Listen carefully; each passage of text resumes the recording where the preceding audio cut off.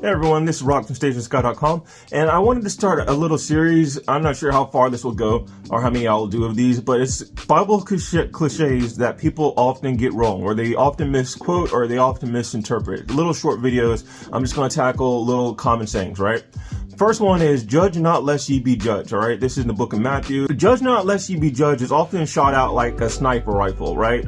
And it's usually said after someone does something wrong. You never hear this after someone does something good, right? Or you pick up litter, judge not lest you be judged, or you volunteer or you donate money to charity. Hey, judge not lest you be judged. No, it's always usually something that someone did wrong. They did something shameful and people know about it. Hey, only God could judge me, right? Tupac, only God could judge me. Listen, if you read the rest of the scriptures about judge not lest ye be judged, it's talking about hypocrites, right? It says, judge not lest ye be judged, for the same judgment that you judge others, the standard by which you judge others, you'll be judged too. And, you know, some people say, yeah, you don't want that to happen to you, as if we should be afraid.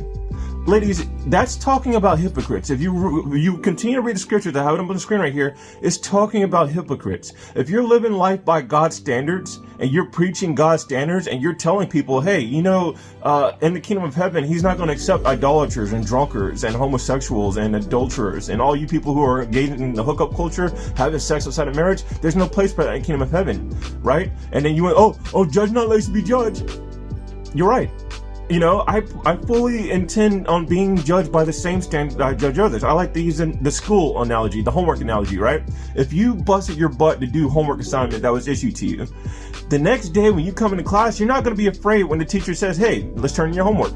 You know, there are other people who are going to be afraid. They're going to be like, dude, shut up. Don't remind them. Don't remind them of the homework. What? You did your homework? You're lame. You're, and they're going to try to slander you and make you feel bad. And I think this is a proper analogy when it comes to Christ saying that the world will hate you because you're not part of the world, right? Just like people who didn't do their homework and they come in and they're all acting all big and Brody. What? You did your homework? They'll hate you because you did your homework. It's the same here. You know, the whole judge not lest you be judged is for hypocrites. If you're not living by the standard by what you're telling people to live, yeah, you know, like you try to shame people and say, hey, you know, you shouldn't be doing this. You shouldn't be doing, but while you're living by this standard, you know, like, yeah, you have some reason to be afraid. But me personally, I can't wait to be judged. I do hope that I'm doing what's good in God's eyes to the best of my abilities. And my abilities is not your abilities. Sometimes we Christians, and I'm sometimes guilty of this too, and I have to hold back a little bit, where, you know, I see someone doing something wrong and I try to correct them with reproach and with love and kindness. But I have to remember that, you know, I started reading the Bible when I was 28. I'm 37 now. So I've got plenty of years into this and I've committed myself, and I'm single, not married, don't have children. There are a lot of people who are dealing with those pressures, all these distractions. So I can't compare my level to theirs, you know? So I always say, do your best, and God knows your heart, right? So if you say you're doing your best, but God can tell you, well, I see you say you're doing your best, but you took all this time to go play baseball, and you committed your life to practice, or you committed all your money to this car, or you're not donating to anything. You know, it's all about yourself. Like, God can see your heart, so just take that with a grain of salt, right? But that's the whole judge not lest you be judged thing. Oh, judge not lest you be judged while you're out here, you know, the walk of shame, or you're hitting some club, or you're doing some drugs, or, you just finished robbing a bank, or you're with a bunch of gang members, you're throwing up MS-13 tattoos. Judge not lest you be judged. Only God can judge me. Or I have to rob and shoot and kill. No, you don't. No, you don't.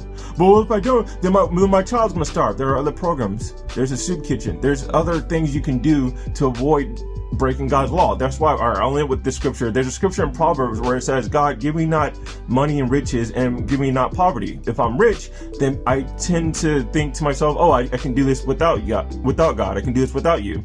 If I'm poor, I run the risk of profaning the name of God. There are a lot of Christians out here who are breaking God's laws, and they'll blame it on, it's the environment. I was raised this way. I had no choice. I had to rob and kill, or else my children, there's no bread on the table. There's a lot of reasons and excuses that people have for breaking God's laws, and judge not lest you be judged. Nope.